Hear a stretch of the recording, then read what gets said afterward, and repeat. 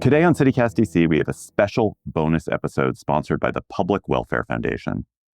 The Public Welfare Foundation has long supported efforts to build safer, more just communities. And in this final episode of our three-part series, we're talking to two leaders doing that work every day here in DC. We're joined by two people working at very different but equally important levels of that mission. Christy Love is the Executive Director of Criminal Justice Coordinating Council, where she helps unite agencies and partners across the city to strengthen DC's approach to public safety and justice reform. And Victor Battle is the president and founder of Right Directions, a community organization focused on mentorship, reentry, and street outreach. He's also one of DC's most trusted violence interrupters. Together, they'll share what real safety looks like on the ground, how jobs and opportunity change lives, and why hope, especially for young people, is at the heart of every prevention effort.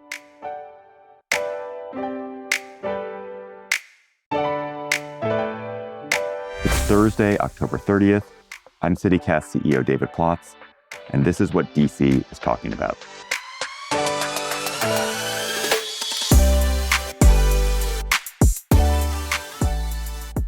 Victor, Christy, welcome to CityCast DC. Thank you. Thank you. So, Christy, what pulled you into this line of work in the first place? I appreciate that question because given the nature of the work that I do, it's a lot of number crunching. And so people don't usually ask you what draws you into number crunching. But I really have a passion for making government work better. My background is math, political science, public administration. Worked for 15 years for the federal government, the Government Accountability Office, looking at federal programs, seeing what's worked. And where I landed and really kind of honed the passion in criminal justice was in that role.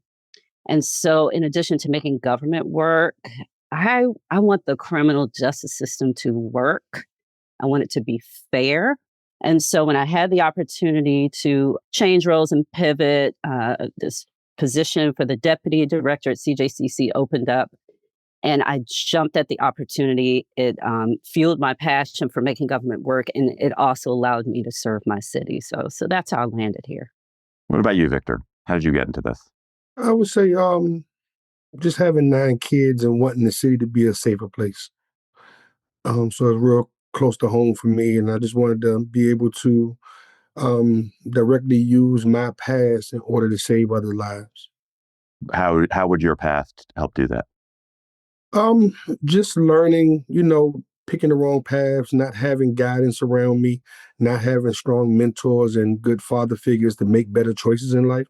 So because I went through a lot of those steps and learned from my life and just being able to be there for other kids that didn't have the same. So, Christy, you spent time leading policy, data, and coordination efforts in DC around public safety. Can you get us started by sharing a bit about the trends that the data show us about how safety in DC has changed over the last 5 years? Yeah, so, if you had asked me this question 2 years ago, I would say the trend is looking a bit concerning because we all know that 2023 was a rough year here in the district for crime and violent crime in particular. However, things have changed. Crime is down. I mean, that's the bottom line. And it's all types of crime are down. So if you're looking at 2025 year to date, going back to 2018, we are at the lowest levels of reported crime, at least for the past 8 years. That's all the data that my agency has. But when I talk to others, we're at the lowest levels in the past 25 and 30 years. And from your vantage point, what do you think is causing that? And what do you wish more Washingtonians understood about what it is that's making their community safer? So it's tough. So, my agency, we're known for research and analysis. So I'm careful when I'm asked questions about what's causing it, because we try to answer that question from a research standpoint. So we haven't done the analysis to really determine what the causal factors are for the reduction in violent crime. It's something we've seen nationwide. DC may have lagged behind just a little bit, the rest of the country, but we caught up and really surpassed some of the reductions. But what I do know from the research is what works are things that are sort of focused on high-risk people, high-risk places. It's balanced. It's got a carrot a component to it. It's got a stick component to it that makes people a little uncomfortable. And those are some of the things that I'm seeing here in the district. I know MPD has a number of targeted efforts. I know a lot of our partners are focusing on sort of the high risk individuals. And you can see that because while I said crime is down, you know what else is down? Arrests. So that tells me that we're focusing on the right people who are actually driving crime. We're not focused on sort of low level offenses. We're focused on the high risk individuals. Christy, you started out by saying you're a data person.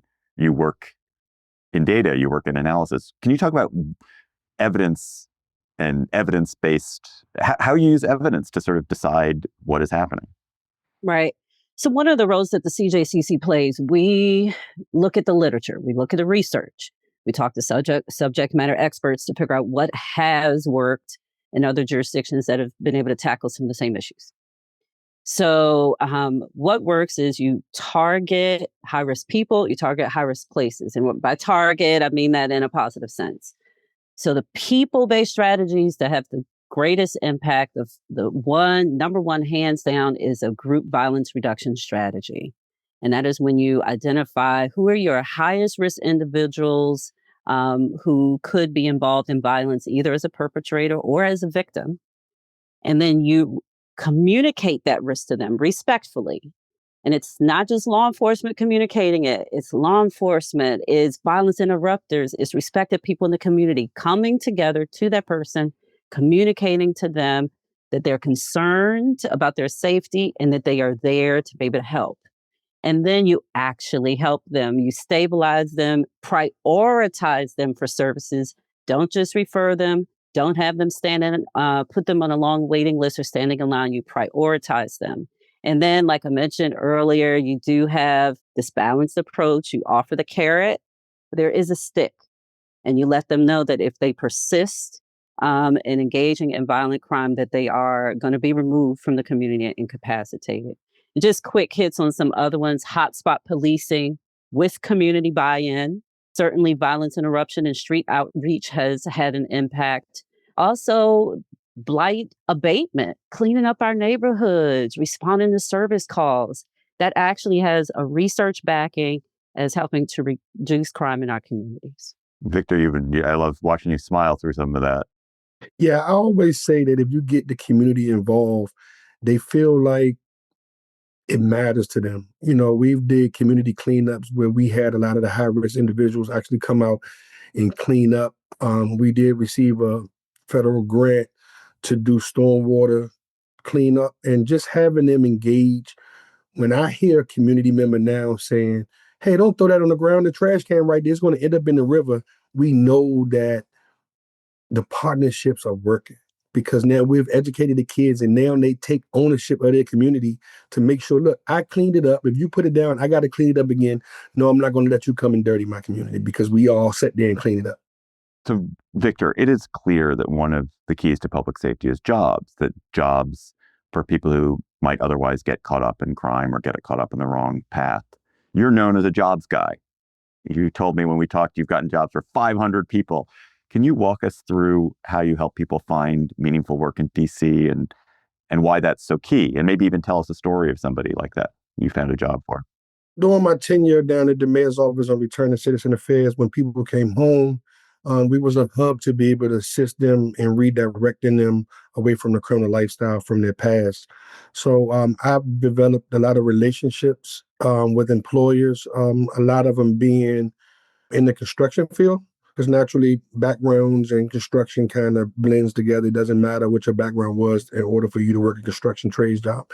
But me developing those relationships and DC government offering tax credits for employers that hire DC residents kind of made it a sensible project to go and say, let me hire or get the tax credit for hiring DC residents. So I went out and met a lot of employers, went out to a lot of construction sites in the city, developed strong relationships.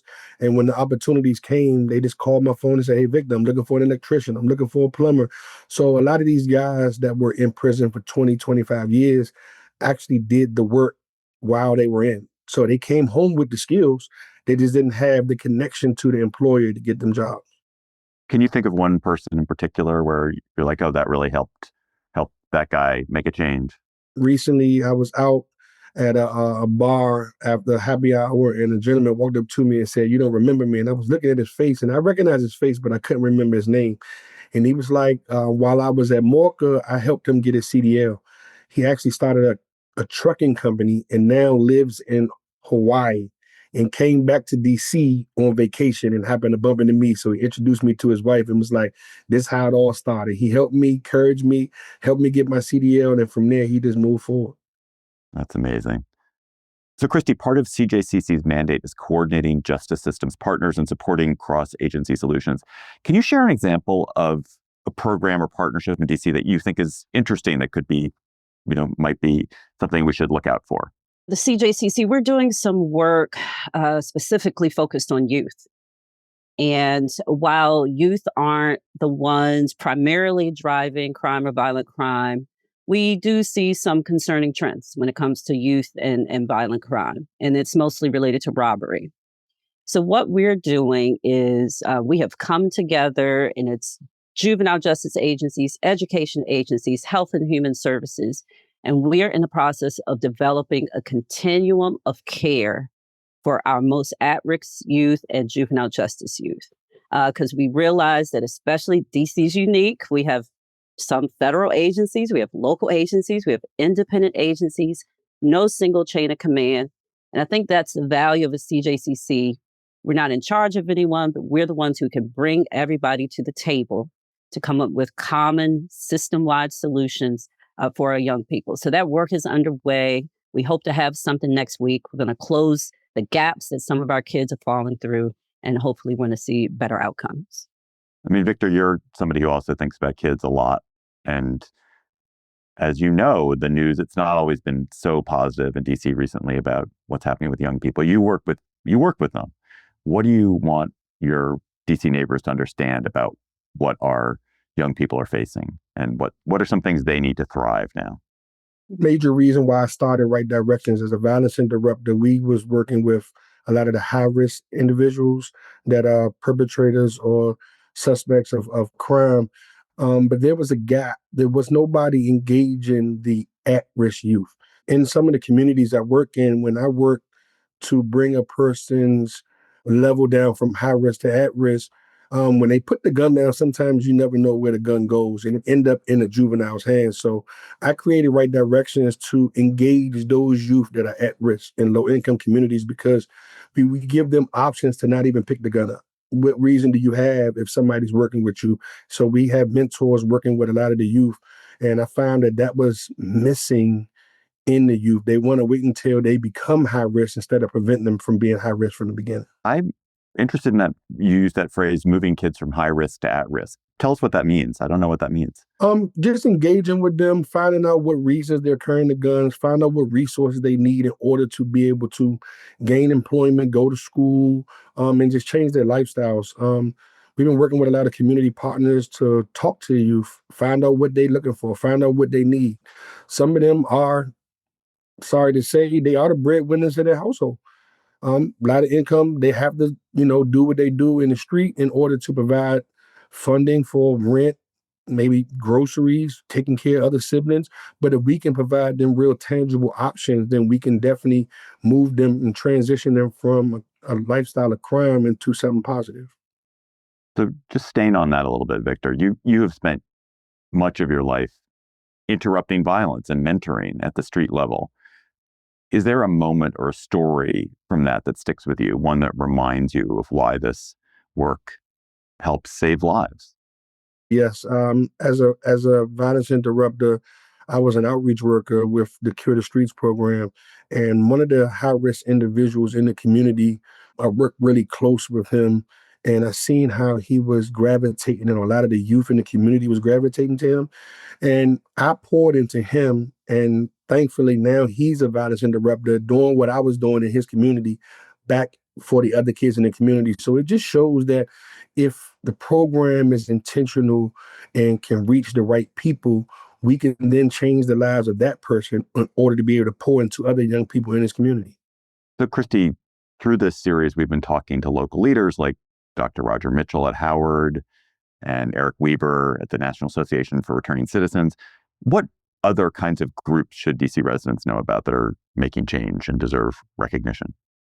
Wow, there are a lot. So, just like Victor was sharing, the violence interruption groups, they are doing tough work. I mean, they are in it on the ground every day. I get to sit in my office, and Tell us more. Talk about that. What's that like when you see them in your office? Why are you so impressed by that? I'll share an example. So CJCC recently commissioned a study, and this was at the direction of our Juvenile Justice Committee, that when we started seeing that spike in crime in 2023, we wanted to know what was driving it. So we crunched the numbers. The numbers can tell part of the story, but you need the perspectives of people who are on the ground, living this day to day, to help fully flesh out the story that's being implied by the numbers. So we commissioned a study where we did focus groups of sort of high risk youth, system involved youth, their family members, and community based organizations. And they let us know from their perspective, their own personal experience, what they believe is driving sort of youth involvement in violent crime. And some of the things Victor just said, so that economic, we have kids who feel they have to be the breadwinners. So economic instability is driving that crime, peer influence, social media conflicts. It's hard to run down a list. I know the Trigger Project is one of them. Guns Down Friday is another.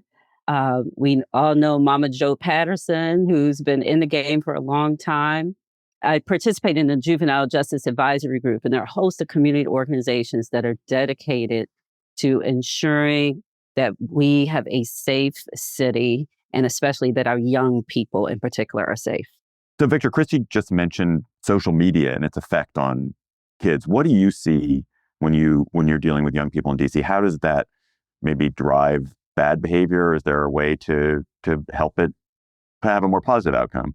During COVID, we found that due to the separation, a lot of kids communicated through social media.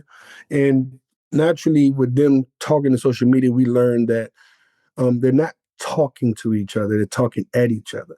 And with that being said, that they're making idle threats online.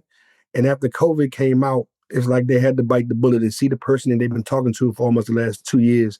And we seen the trend and we kind of prepared for it because we were talking to the kids and the students and the schools about effective communication.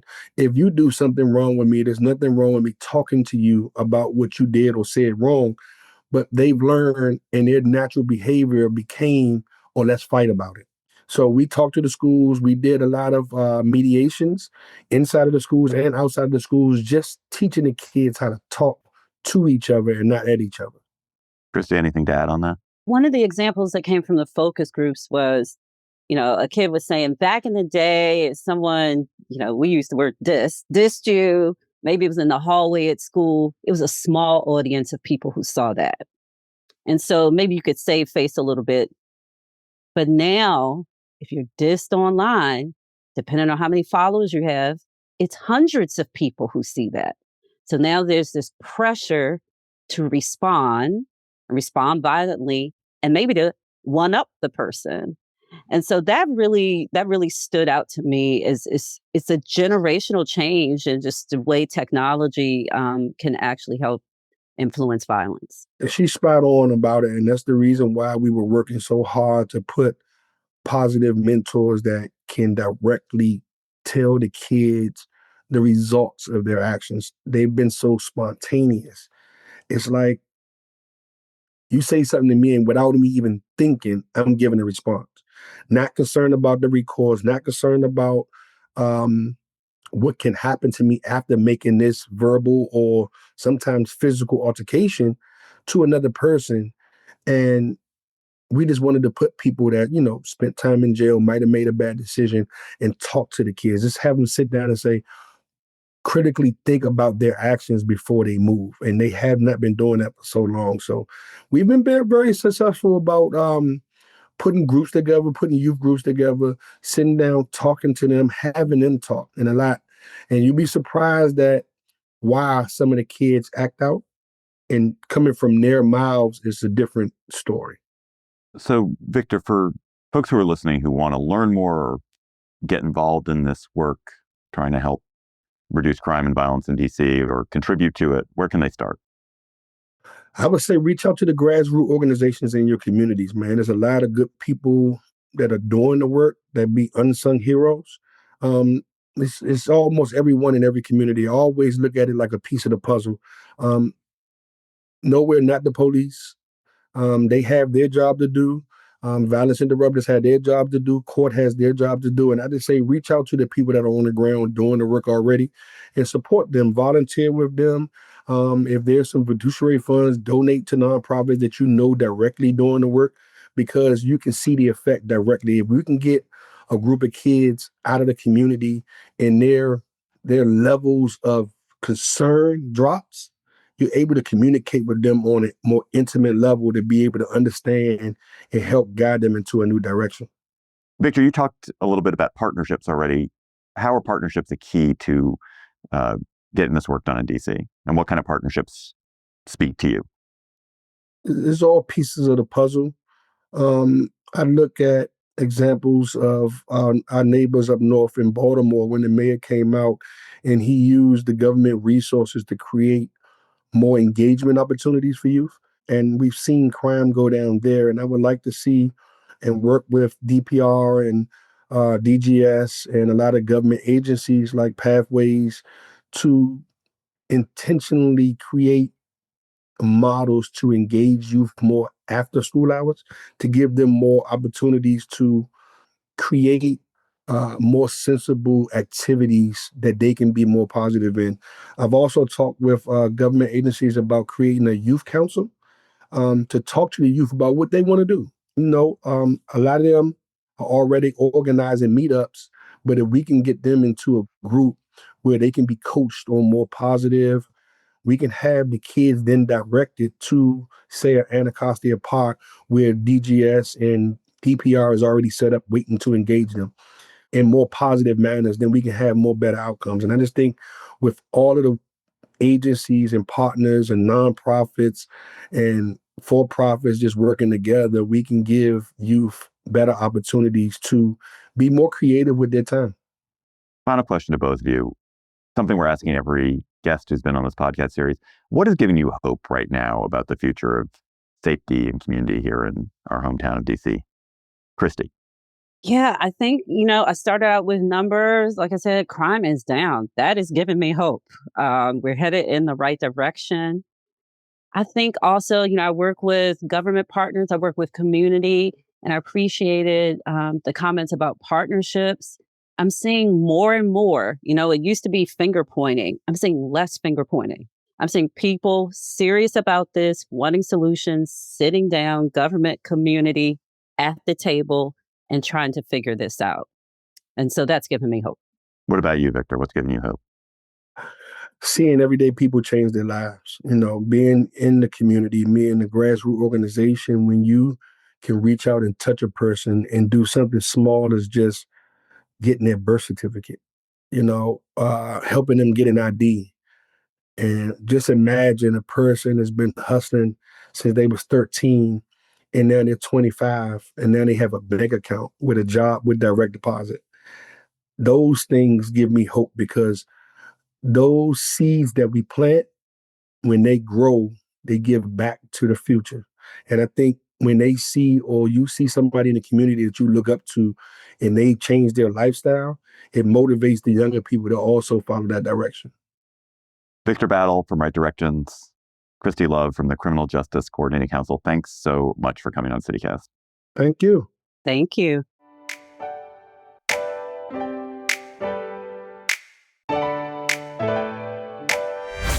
Thank you for listening to this special bonus episode sponsored by the Public Welfare Foundation. If you'd like to learn more about their work or about the Criminal Justice Coordinating Council and Right Directions, head to realsafetydc.org. We've dropped the link in our show notes to make it easy. And we'll be back tomorrow morning with more news from around the city. Bye.